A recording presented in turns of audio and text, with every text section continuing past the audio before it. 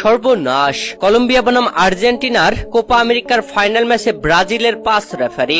মেসিদের সাথে এ কেমন অবিচার। দর্শক, কোপা আমেরিকার ফাইনাল ম্যাচে আগামী 15 জুলাই আর্জেন্টিনা খেলতে নামবে কলম্বিয়ার বিপক্ষে। ম্যাচটি 15 জুলাই সোমবার সকাল 6টায় অনুষ্ঠিত হবে যুক্তরাষ্ট্রের হার্ড রক স্টেডিয়ামে। আর এই ম্যাচে মাঠে নামার আগে কনমেবল দিল রেফারির তালিকা। যে রেফারির তালিকায় আর্জেন্টিনা বনাম কলম্বিয়ার এই ম্যাচে 5 জনের দায়িত্বে রয়েছেন ব্রাজিলিয়ানরা। দর্শক, কলম্বিয়া ও আর্জেন্টিনার এই লড়াইয়ের ম্যাচটি পরিচালনা করবেন ব্রাজিলের রাফায়েল ক্লাউস।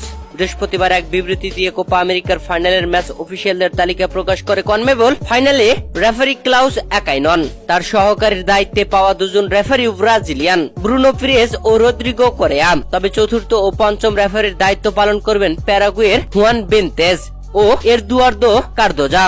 এছাড়া ভিডিও অ্যাসিস্ট্যান্ট রেফারি ভিআর চেকের দায়িত্বে থাকবেন ব্রাজিলের রোদেলফো তুসি।